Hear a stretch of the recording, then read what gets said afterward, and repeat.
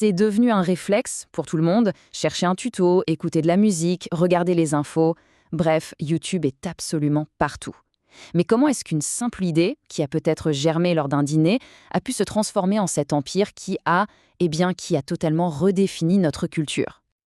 Alors, petite anecdote amusante, même les fondateurs ne sont pas vraiment d'accord sur l'origine exacte de YouTube. On a deux histoires.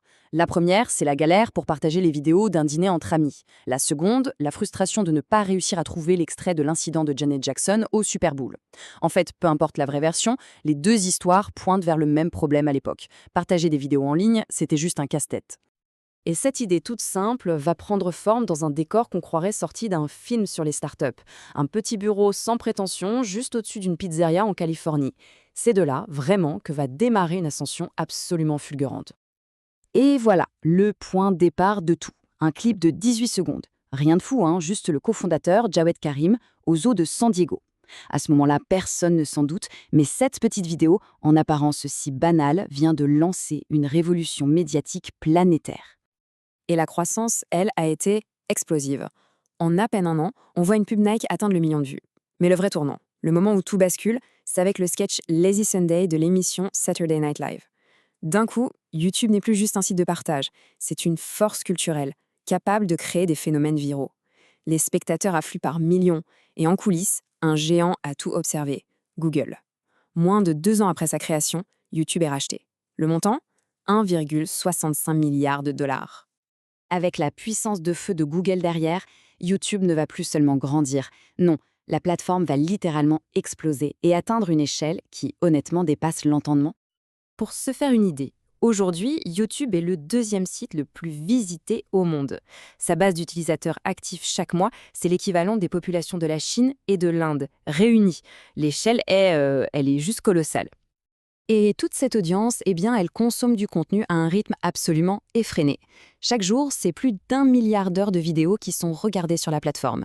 Si on mettait tout ça bout à bout, ça représenterait plus de 114 000 ans de visionnage par jour. C'est dingue. Forcément, une attention aussi massive, ça se monétise. Avec plus de 31 milliards de dollars de revenus publicitaires rien qu'en 2023, YouTube n'est pas qu'un petit projet pour Google. C'est un véritable pilier économique, qui représente à lui seul quasiment 10% du chiffre d'affaires total de sa maison mère, Alphabet.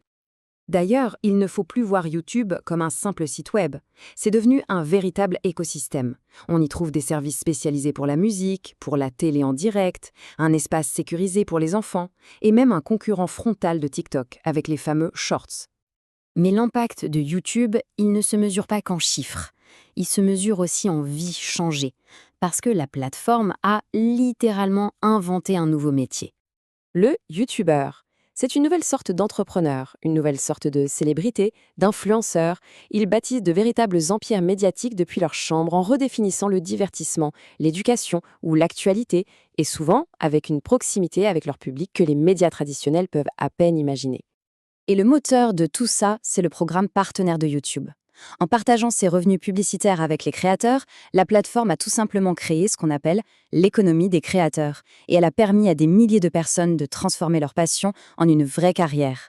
Sauf qu'une telle puissance, ça vient avec d'immenses responsabilités, et avec des controverses qui, elles, semblent ne jamais vouloir s'arrêter.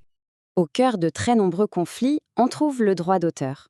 Pour essayer de gérer ce déluge de contenu, YouTube a mis au point un outil automatisé, Content ID.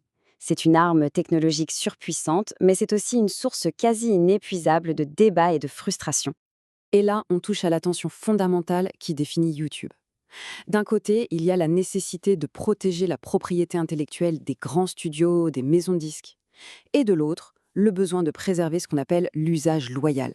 Ce principe qui permet aux créateurs de critiquer, de commenter ou de parodier des œuvres qui existent déjà. C'est un équilibre très précaire.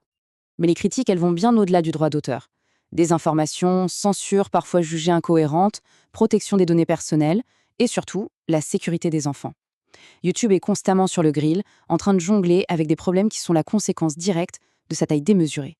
La critique est si forte qu'elle vient même de l'intérieur. L'un des cofondateurs, Jawed Karim, a publiquement attaqué une décision de YouTube de supprimer le compteur public de dislike.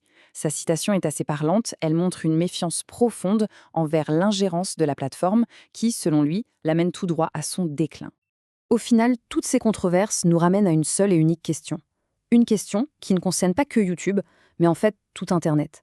Est-ce que c'est une simple plateforme, un hébergeur neutre de contenu, ou bien est-ce que c'est un éditeur qui est moralement et légalement responsable de ce qui est publié sur ses pages? La réponse qu'on apportera tous ensemble à cette question, eh bien c'est elle qui définira le futur de notre monde numérique.